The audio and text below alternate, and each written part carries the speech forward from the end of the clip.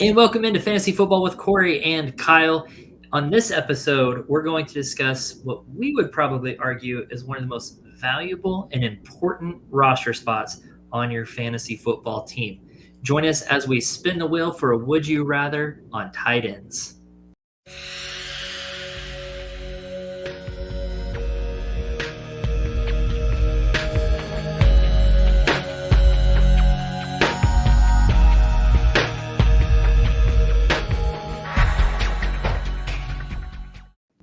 And before we get started, I'm going to invite you over to fantasyfootballadvice.com, where you can catch all of the content from all of our content creators, all of our articles, all of our videos, and get that information to draft well this upcoming season and then win that season. All right, Kyle. Now, as I mentioned, we really value our tight ends, don't we? There's nothing I love more than a good tight end. Oh, of course. Oh, except maybe football roster on your advice.com. Shameless plug. But why is that?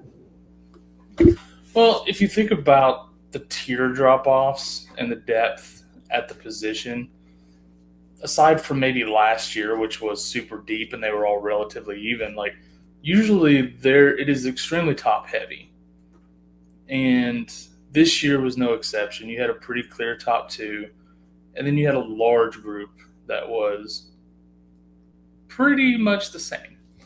And so when you have that kind of difference at the position, it makes a huge difference. It gives you a positional advantage every week. I agree. I consistently see teams that have punted on the tight end position struggle. And about halfway through the season, they're begging for a tight end in a trade. So I think because there is such a drop-off in those tiers, and especially after that one tier at the very top, and us talking about Bowers and McBride, right after that, it all becomes very muddied and kind of the same.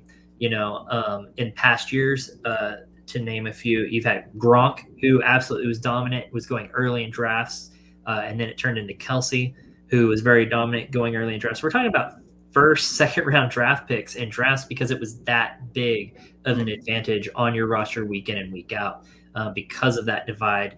When compared to running backs, quarterbacks, wide receivers, there's not such a huge divide between the upper and lower tiers. So just kind of throwing that out there. With that being said, you want to spin the wheel and see who we're talking about tonight? Let's do it. All righty. First one up, let's spin the wheel. First one we'll discuss tonight is TJ Hockenson. Alrighty, there's our first one. Let's see who we're going to would you rather, TJ Hockenson or this thing spins a long time. That's okay. It does, yeah. Or Tucker Kraft. Oh, wow. That's... Okay. Kraft, that is not at all what I was expecting this to go on, but these are guys that on rival teams, for one. Their 2024 seasons were interesting too. Hockenson going so late in drafts because of his injury, going to miss half the season. Tucker Kraft kind of coming out of nowhere. No one really had much faith and love being what he ended up being. So a very surprising year from Tucker Kraft. Let's talk about TJ Hockenson first, Kyle. I'll let you talk about him first. Well, I mean, as we all know, he missed the first, 8 games of the season, 8 weeks, coming back from injury. And then he came back to a team that were playing better, had extra weapons. Addison was a year improved over last year. So he didn't come back with the need for targets that he had last year necessarily. They leaned on him heavy last year. And then this year it was not as much, but he had some standout games. I just don't feel like he was super consistent. Like when you look at his targets over the course of the second half of the season when he got back, 4, 9, 3, 9, 6, 5, 7, 5, 6, 8. Like there's a lot of fluctuation and never got into double-digit targets. He only had handful of games with double-digit fantasy points and no touchdowns. So it could have been because he was still kind of taking it easy after coming back from that injury. Like I say, Addison had a really great year. They could lean on him more. So I think that kind of helped them bring Hockenson back in slowly. But he still showed the flashes that made him that elite tight end. He still got the skill set. I think maybe next year we'll see him kind of get back to form, coming off of a healthy offseason and work his way into that offense. He's going to have to. He's going to have a different quarterback this year. So, yeah. I think I'm going to go the weak route here, and I'm going to make kind of an excuse for him, because he missed so much at the beginning of the season. He didn't have time to really build that rapport with Sam Darnold. And talk about surprises. Sam Darnold was a huge surprise coming in doing well. Granted, he had good weapons, but he learned to use those other weapons while Hockenson was out, and he just continued to do that even when Hockenson came back, which is why a lot of people weren't excited when Hockenson came back, because they were like, well, he's got these other targets. He's been fine without Hockenson, so why would he just all of a sudden start leaning on Hockenson? And that actually came to fruition, right? You mentioned no touchdowns. That hurts. That hurts a lot. So coming back in week 9, not catching any touchdowns, I think he just missed a lot of that time to build that rapport with Sam Darnold, and the other guys had that time. So I'm kind of giving him a big excuse there on why his fantasy performance wasn't fantastic. Along with, you're coming back off of a big injury, getting back into game shape and getting back into the groove of things. There's a little bit of a, not necessarily a learning curve, but kind in a sense, there's a mental thing coming back from an injury like that too. Yeah. Like, you can do all the rehab in the world, but it's different from actually playing in a game speed and all of that. So it is different. And so, and like with the touchdowns, he can only go up from here, right? So there's almost guaranteed positive regression in that regard. Yep. I do think just having a full, healthy offseason, with his team, I think he'll find his spot back in this offense where he belongs, because he is an elite tight end. 100%. The dude's athletic. He's still only 27 years old. I like Hockenson. Okay, let's jump over to Tucker Kraft then. Again, kind of a surprise, not only with him, but with his quarterback also being significant. Who saw that coming, right? So that was kind of interesting. I also think that there were a lot of people not sure whether it was going to be Tucker Kraft or Luke Musgrave, who ended up kind of coming to the forefront of that offense, who was going to do what and everything, because Musgrave had some hype around him at one point in his career, and now he's obviously taken a back seat to Tucker Kraft, who broke out this season. He finishes the number 10 tight end on the season, started off his first 3 games really slowly, and then just kind of took off from there and became a pretty decent asset at the tight end position. Now, we already talked about he's obviously not elite. We talked about the elite at the very top, and then there being a drop-off. And tight ends this season were just so frustrating. If they weren't those top 2, they were so frustrating. It was a roller coaster ride. They were inconsistent. They were all kind of the same. Tucker Kraft kind of falls into that. But his boom games were pretty good boom games, if we're being honest. So, what's your take on Tucker Kraft? Well, you made a good point with Musgrave, was kind of what I was going to speak to as well. Last year as rookies, Musgrave was the guy. But as the season went on, Musgrave missed some time. Kraft had a couple good games. In the offseason, you heard whispers of, hey, Kraft's going to kind of take over this spot. He's a better receiver, et cetera, and then that definitely came to fruition during the season.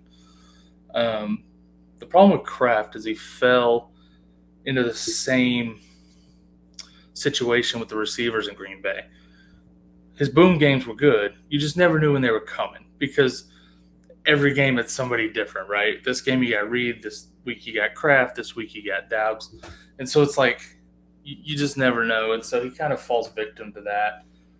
But it also tells you with him finishing, because I mean, if you look at his numbers, he had 7 touchdowns, but he didn't have a ton of targets. Like 9 targets was the most he had, and that was one game. Week 4 is one of his boom games. But like, it goes to show you how weird the tight end position was this year, because he wasn't great. He was okay, but he still finished top 10. I mean, you look at the years Kelsey and Andrews had this year, which were severely disappointing. They still finished as 5 and 6 respectively. And so that's kind of what I was talking about earlier with, you've got this big group after that top 2 that are all just kind of okay and kind of a little bit interchangeable. And so, yeah, he kind of came out of nowhere, but he kind of didn't at the same time, if that makes sense. Yeah, it does. There were a lot that expected it, but then I think it happened a little better than people actually expected it to. So, yeah. Okay. I won't make you speak any more to that. Okay. Let's go ahead and vote on who we would rather have. And let's do redraft first. Like always, let's do 1, 2, 3, and then show your number. We're going to go 1 for Hockenson, 2 for Kraft. All righty? All right, this is redraft. Ready? 1, 2, 3, go. Yep. Okay, so we both want Hockenson. What's your reasoning behind that, Kyle? I just think he's a better receiver, just a better player overall. Like you say, some of his numbers were down this year, but coming back from that injury, not having that offseason time with Darnold, I think that knocked him down a little bit. But I do think he bounces back in a positive way this next year. Yeah, I do too. And I mean, he's going to have McCarthy, who essentially will be in his rookie season in a way, if that ends up being the quarterback that they field this year, which it's looking like is going to be the case. I like tight ends in that situation a little bit. And coming from a more conservative offense in college too, I feel like that plays to Hawkinson's advantage. Yeah. I might reconsider if they end up signing Rodgers. Rodgers is not a big tight end guy. Yeah, I would agree. Might reconsider, but probably not. Probably still stick with Hawk. I would agree. Okay, now let's do Dynasty. Would you rather? All right, ready? 1, 2, 3, go. Ooh, you went with Kraft on that one. Yeah, I'm going with Kraft because first of all, he's younger by 3 years. So he's younger there. But I think I trust that offense in the quarterback situation long-term more. I think Love is going to be in Green Bay, and there's consistency there. We don't know how J.J. McCarthy is going to do this next year. He may suck. And if they get Aaron Rodgers, I mean, he may have one season and done. You just don't know. So I feel like there's some question marks there at quarterback long-term in Minnesota that makes me a little nervous to have Hockenson over Tucker Kraft. Yeah, I mean, if Rodgers does go there, McCarthy sits behind one of the better quarterbacks all time for a year, and it steps up and he's the guy. They have a lot of confidence in J.J. McCarthy there. Obviously.